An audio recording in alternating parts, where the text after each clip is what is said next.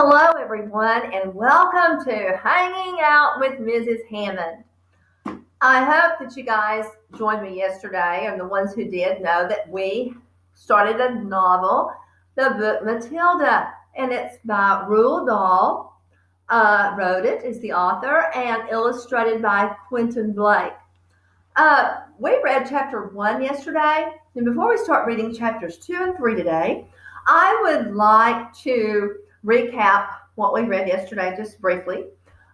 We learned a little bit about Matilda's family, and we also learned that she was left at home, and she decided that she asked her daddy to get her something. Does anyone remember what she asked her daddy for? You're right. It was a book. She just wanted a book she could read. Didn't have anything to do at home, and she was so smart. And he told her that she didn't need the book, that she was spoiled. Well, she made her mind up. When her mother went to bingo, her daddy went to work, and her little brother went to school, she was going to the public library. And she met the most wonderful librarian there. Her name was Mrs. Phelps. Mrs. Phelps she loved Matilda. She couldn't believe how intelligent she was. And she was only 4 years old. And she read lots and lots of novels at the library, and she would come every day. Well, Mrs. Phelps finally told her, she said, Matilda, did you know that you can check out books and take to your house? Well, Matilda didn't know that. So she began checking out books, taking to her house, and reading in her room. And she loved it, didn't she? So that's basically what went on in the first chapter. And we can probably infer that Matilda's still visiting the library and taking the books that she's read back and getting new books. And she's not having to go every day. So our first chapter we're reading today is chapter 2. And we have one word that I felt like might be unfamiliar to you. That word is diddled. Diddled is to be cheated. And did you know Matilda's daddy, he was very good at this. He diddled people. He cheated them. And that word's going to be in the chapter. So sit back, everyone. Make sure you tell all your friends about us and enjoy. Mr. Wormwood, the Great Car Dealer, chapter 2. Matilda's parents, they owned quite a nice house with 3 bedrooms and an upstairs. While on the ground floor, there was a dining room and a living room and a kitchen. And her father was a dealer in second-hand cars, and it seemed that he did pretty well at it. Sawdust, he would say proudly, is one of the great secrets of my success. And it cost me nothing. Oh, well, I get it free from the sawmill. But what do you use it for? Matilda asked. Ha! The father would say, wouldn't you like to know? Well, I just don't see how sawdust can help you to sell second-hand cars, Daddy. That's because you're not very smart, you little twit, the father said. His speech was not very delicate to Matilda, but she was used to it. She also knew that he liked to boast, and she would just egg him on shamelessly. Oh my goodness, she'd love to do that. Well, you must be very clever to find a use for something that costs nothing. I wish I could do that. Well, you couldn't, the father said. You're too dumb. But I don't mind telling my young Mike right here, my old buddy Mike, that about it, because one day he's going to join me in the business. Ignoring Matilda, he turned to his son and said, I'm glad to buy a car with some, I'm glad to buy a car when some idiot has been crashing the gears so badly that they're worn out and rattled like mad. I get it cheap. And then all I do is mix up a lot of sawdust with the oil in the gearbox, and it runs sweet as a nut. How long will it run like that before it starts rattling again? Matilda said. Long enough for the fire to get a good distance away. Father said, grinning. "And about 100 miles. "But that's dishonest, Daddy. It's cheating," Matilda said. "Well, no one ever got rich by being honest," the father said. "Customers are there to be diddled."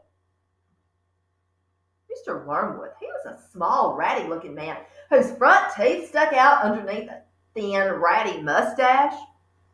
He liked to wear jackets with large, brightly colored checks, and he sported ties that were usually yellow or green. "And now, take for instance," he went on, "anyone who's buying a second-hand car, the first thing they want to know is how many miles is on that car, right?" "Yeah, right," the son said. "So I buy an old dump that's got about 150,000 miles on it, and I get it cheap. But no one's going to buy it with my mileage like that, are they? They're not going to buy that.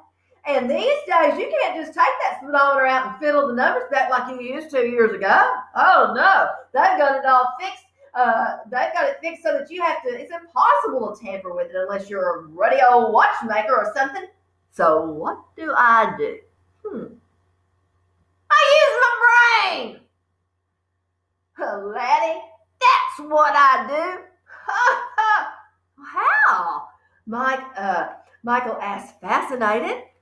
Oh, he seemed to have inherited his father's love of crookery. "I sit down and I say to myself, how can I convert a mileage reading of 150,000 into only 10,000 without taking the speedometer to pieces? Well, if I were to run that car backwards for long enough, then obviously that would do it." But the numbers would click backwards. But who's going to drive a flaming car backwards in reverse for thousands and thousands of miles? Couldn't do it. "Well, of course you couldn't," Michael said. "So I scratch my head, and I think, and I use this wonderful brain I was given. And I say, well, when you've been given a fine brain like this, you got to use it. And I felt exactly like that other brilliant fellow, that introduced that penicillin." I cried, "I have got it."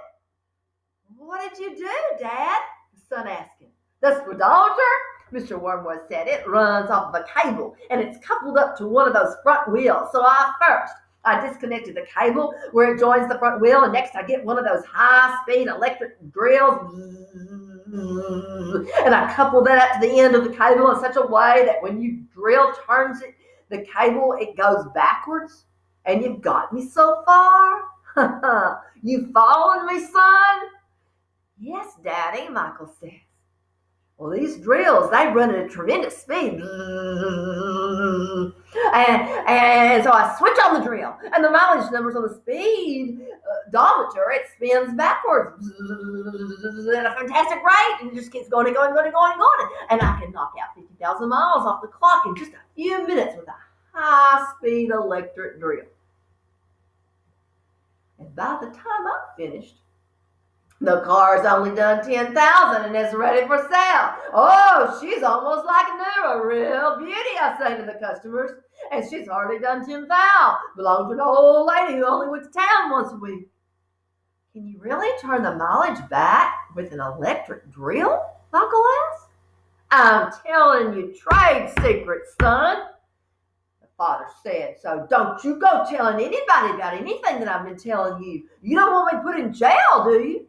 "Oh, no, I won't tell a soul," the boy said. "Oh, no. Do you do this to many of your cars, Dad?" "Every single car that comes through my hands.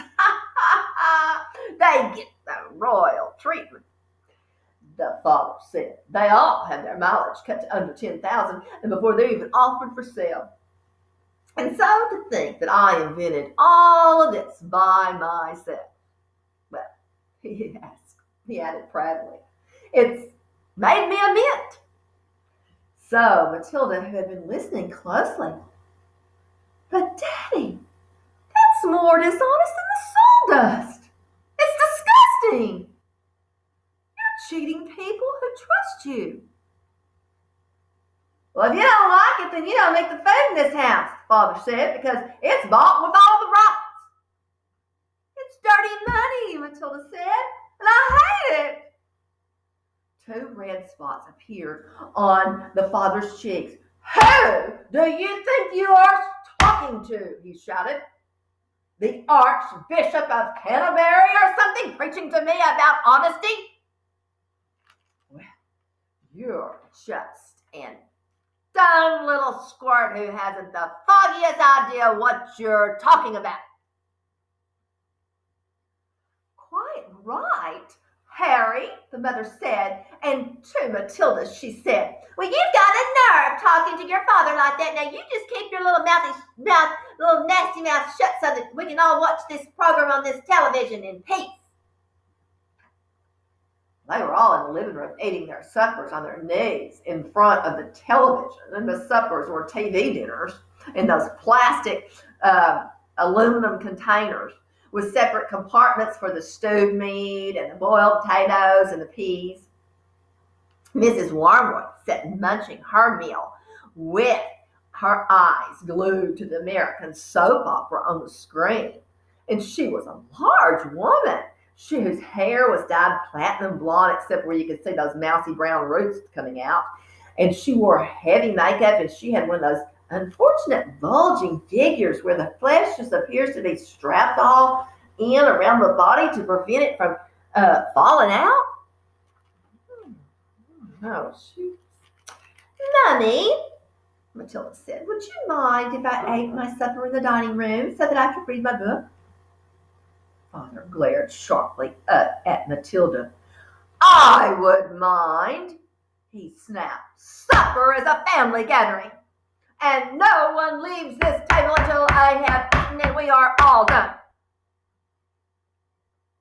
But we're not at a table, Matilda said. We never are. We're always eating off of our knees and watching this television. What's wrong with the television, may I ask? The father said. His voice had suddenly become soft and dangerous. Matilda didn't trust herself to answer him, so she just kept quiet. She could feel the anger just boiling up all inside of her. She knew that it was wrong to hate her parents, but she was finding it very difficult because not to do that. All the reading that she had done and had given for her new life, had given her new life and new hope. If they would only read a little Dickens or a little Kipling, they would soon discover that there was more to life than just cheating people and watching television. Another thing she resented was being told constantly that she was dumb and stupid when she knew she wasn't.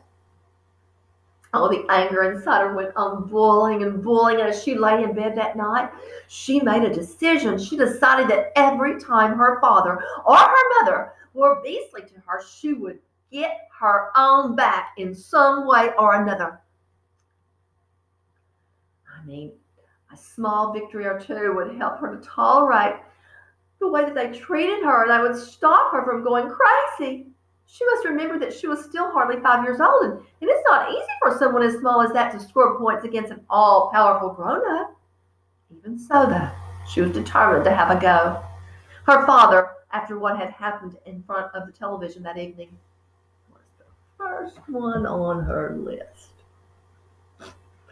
Now, so Daddy was the first one on her list. So we found out that, Matilda, he was horrible to her, wasn't he? So we're going to also read chapter 3.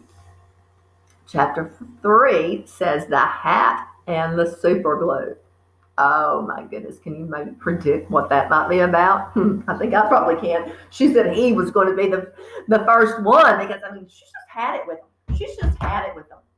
So it's going to be an interesting chapter. We have one word that I want you to look at, and it's rakish. Rakish is dashing in appearance. Her daddy thought he was rakish. He thought he looked so good. And he thought everyone just thought he was just it. Well, let's just read the chapter. So I hope you're enjoying it. I can't wait to read more and more and more. The hat and the super glue. Now there is a little picture right here. And if you can see, I see Matilda right there, and she's reaching up to the hat. Look at what she's going to do. The following morning, just before the father left for his beastly second-hand car garage, Matilda slipped into the cloakroom and she got in the cloakroom and got hold of the hat that he wore each day to work. She had to stand on her toes and reach up as high as she could with a walking stick. And in order to reach the hat off of the peg. And even then, she only just barely made it. The hat itself was one of those old flat-top pork pie jobs with the jay's feather stuck in the hat band. And Mr. Wormwood, well, he just wore that and he was very proud of it. He was very proud of that hat. He thought that it gave him a rakish, daring look. Well, especially when he wore it at an angle with his loud checkered jacket and green bow tie. Matilda, I bet he looked really not very good. Matilda, holding the hat in one hand and a thin tube of super glue in the other, proceeded to squeeze a line of this super glue on the edge of the inside of the hat. Then she carefully hooked the hat back onto the peg with the walking stick. And she timed this operation. She was so smart. She timed this operation very carefully and applying the glue just as her father was getting up from the breakfast table. And Mr. Wormwood, he didn't notice anything. He didn't notice anything when he put his hat on his head, but when he arrived at the garage, he couldn't get it off. Super glue is very powerful stuff. It's so powerful that it will take your skin off if you pull it too hard. And Mr. Wormwood, he didn't want to be scalped. So he had to keep his hat on at work all day long. And even when putting sawdust in gearboxes and filling the mileage of cars with his electric drill in an effort to save his face, he just adopted a casual attitude, hoping that his staff would think that he actually meant to keep his hat on all day long just for the heck of it, like gangsters do in the films. Well, when he got home that afternoon, he couldn't get the hat off of his head. "Don't be silly," his wife said. "Now come here and I'll take it off for you." She gave the hat a sharp yank, and Mr. Wormwood, he let out a yell that rattled the window panes. "Ow!" he screamed. "Don't do that! Ow, let go! You'll take half the skin off of my forehead! Ow!" Matilda was nestling in her usual chair, was watching the performance over the rim of her book with interest. "What's the matter, Daddy?"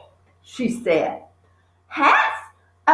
Has your head suddenly swollen or something?" Father glared at that little girl and had a deep suspicion, but he didn't say anything. How could he?